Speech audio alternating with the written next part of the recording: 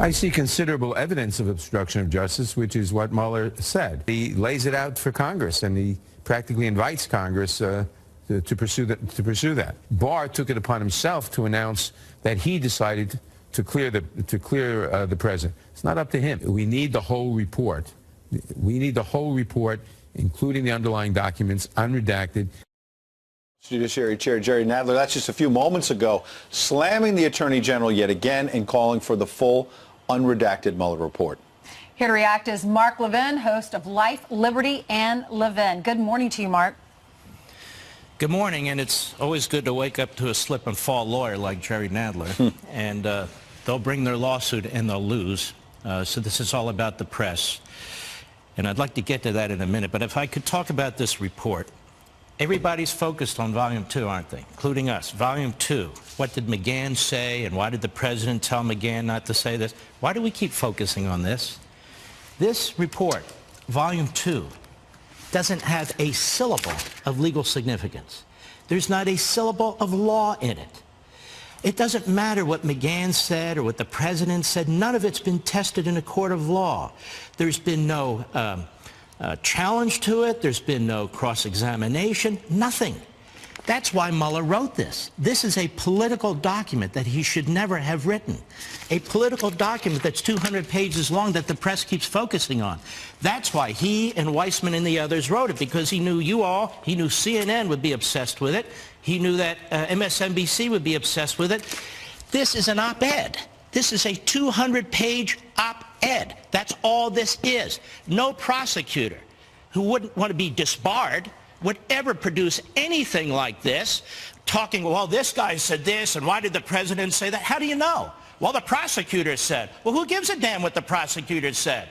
He's not God. He's not a judge. He's not a jury. But Mark, you're quoting the White House counsel. Doesn't whether or not the president told the truth or not matter to you? It matters completely to me. So how do you know this is truthful, Ed? He's the White House counsel. You think he lied to the investigator? How do you know this is truthful, Ed? You have no idea. You know that the prosecutor put words in here that he was told by another individual. That has never been challenged. President says he didn't say that. So you have no idea. I have no idea. That's why we have a court of law. That's why prosecutors, damn it, are not supposed to write essays like this. Now we have a special counsel. And the Democrats knew a special counsel could write a report. They're not focused on Volume 1, which is legal, which does cite law, which was an investigation that found no collusion. That was the purpose of the investigation. Obstruction was not the purpose of the investigation, and he didn't have an obstruction case against the President of the United States, or he would have brought it. I'm using plain English so even Joe Scarborough and Jake Tapper can understand this. Volume 2 is crap. Volume 2 was written for slip-and-fall lawyer Nadler, slip-and-fall lawyer Schiff. That's why he wrote it. He knew the media would run with it. Volume 1, Mr. Mueller should have come up to a microphone 12 months into his investigation and announced to the American people, I have great news. The president didn't collude. His campaign didn't collude.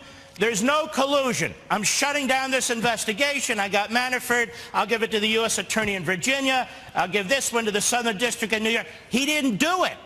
Why didn't he do that? And right to the end, they're trying to get the president's in-person testimony about something he knew never happened. Collusion. And yet, why is this report even faulty? How can you talk about Russia interference in our election and ignore the Hillary Clinton campaign and the DNC and the senior level of the FBI that's been wiped out by their own conduct? How in the world can you do that, not interview Barack Obama and Susan Rice and all the rest of them? This is a hack job. Now, where are we here? Where are we here? From my perspective, it's now a matter of the American people versus the press, or I would call them the unfree press. We had a report by the Schwarzman Center at Harvard. It's going to be in my new book. The first 100 days of coverage of Trump presidency, they looked at 7 major media outlets, including Fox. CNN and NBC, 90% negative. The rest of the media, 70 to 80% negative. Fox, 52, 48 negative to positive, the only even-handed one. And they said, this is Harvard, not me, in every dimension, the reporting was overwhelmingly negative. This isn't a free press. This isn't serious. They keep bringing this fool Nadler up there. He's going to bring a phony lawsuit. He's going to subpoena this trashing of an Attorney General of the United States who followed the law. I want the American people to understand something real fast. The way the regulation reads is this report, which he didn't have to produce this, the prosecutor, he wanted to produce this. This report goes to the Attorney General of the United States. He's not an observer. He's in the regulation. He decides what to say, what not to say.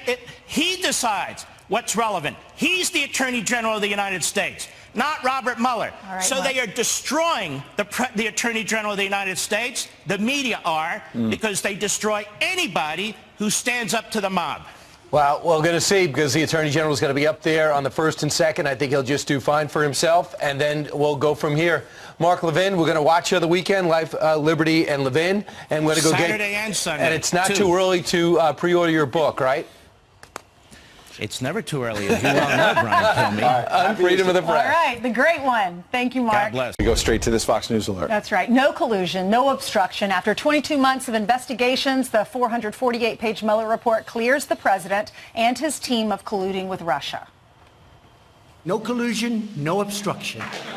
This hoax that should never happen to another president again.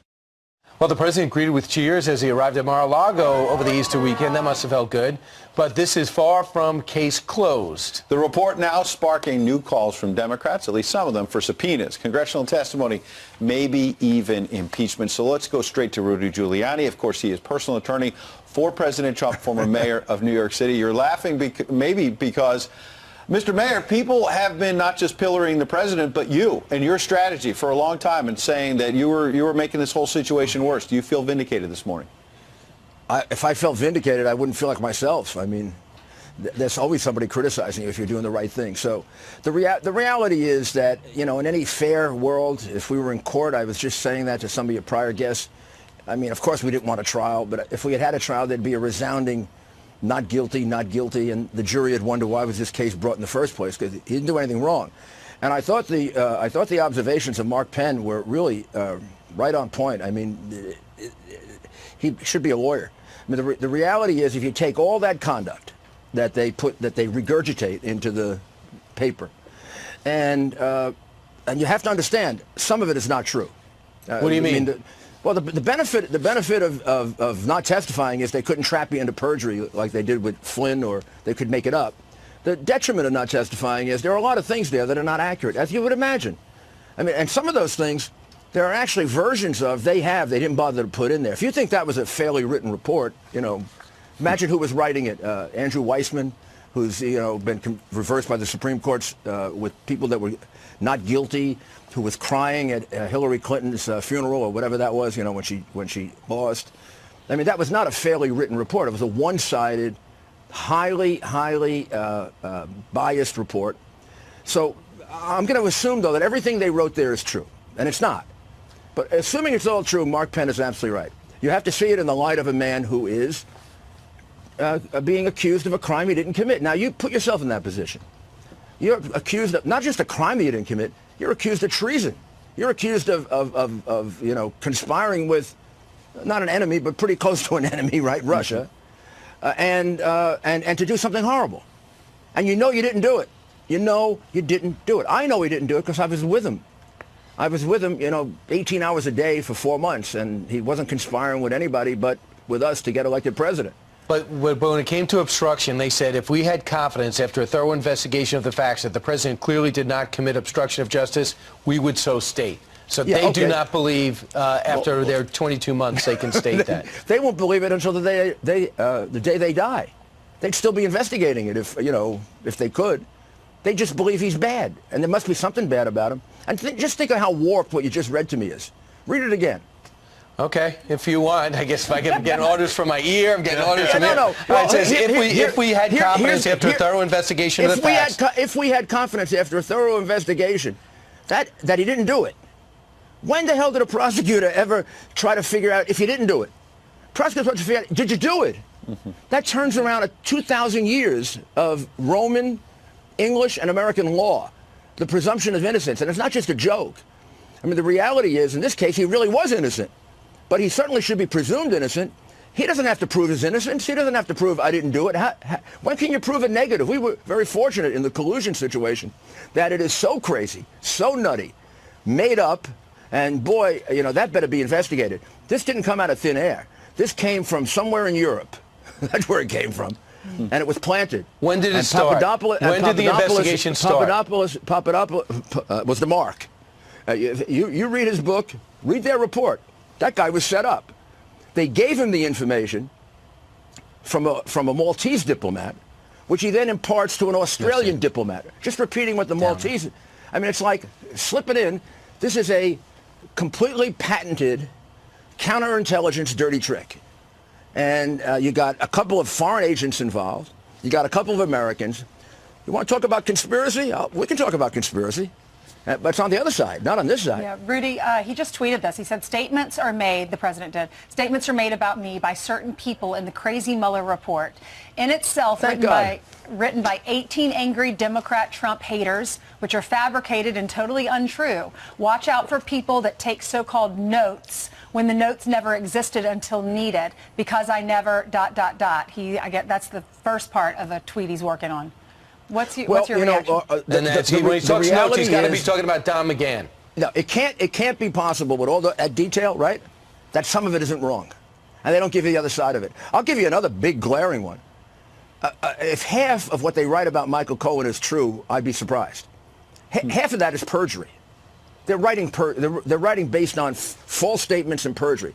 The guy should go to jail for more time for the perjury he committed in the course of this investigation and the lying he committed, which is punishable under 18 U.S.C. Section 101. And they don't even bother to give the reader the other side of it, like to say, oh, you know, this guy is somewhat questionable in credibility. He actually just a few weeks ago went in front of Congress and perjured himself 7 times, including saying he wasn't asking for a job. Yeah. Brian knows he was asking for a job. Well, right? Mr. Mayor, everybody knows it, and it's on tape, so you don't have to worry. It's on tape. He told it to Chris Cuomo 2 days after the election. You got to tell the people. You got to question some of what Cohen is saying because he is a liar. Well, what is the president just saying, Rudy? Because the person that takes notes is Don McGahn, and because in this document it says, why do you keep, he says to Don McGahn, why do you keep taking notes? He said, because I need to take notes. So I guess he's referring to Don McGahn. Well, he could be referring to Comey. I'll tell you one that's a phony note.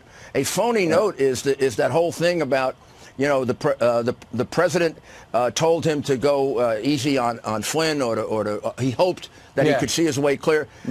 President says that conversation never took place. He didn't produce those notes until 3 months later. 3 months later, after he was fired, and he changed his whole version of it. He testified under oath, Comey did, that he was never pressured, never directed, never, and then 2 days after being fired, he changed his mind and testified opposite under oath. So I put those two together and say, pal, you got to go to jail for one of those. Mr. Mayor, real quick, back on the obstruction question with Don McGahn. So if it's established in the report that in the summer of 2017, I believe, the president called McGahn and said, I want you to help me get rid of Mueller, essentially, but no action is taken. So you and others will say, look, there was no obstruction there. But a few months later, the report says the president went back to McGahn and said, you've got to put out a statement, McGahn, publicly saying, I never told you to get rid of Mueller. Isn't that sort of coaching a witness? First of all, I can't tell you what's false and not about. Some of it I think is demonstrably false. But in any event, all you have to do is read some of the opposing statements, which they bother to conveniently leave out. But no, even if it's true, it is not. Because Mark Penn was right about this, too. And this anybody who works for him will probably tell you this. After 3 or 4 of those, if they're true, right, and other ones, don't you get the point? I mean, those aren't like real orders. I'll tell you, when he wants to fire somebody, ask Jim Comey if he can fire somebody. So if he was really upset that Sessions wasn't fired, or he really wanted him fired, he'd have fired him. But what about trying to get somebody to change their story when they're talking to the special counsel?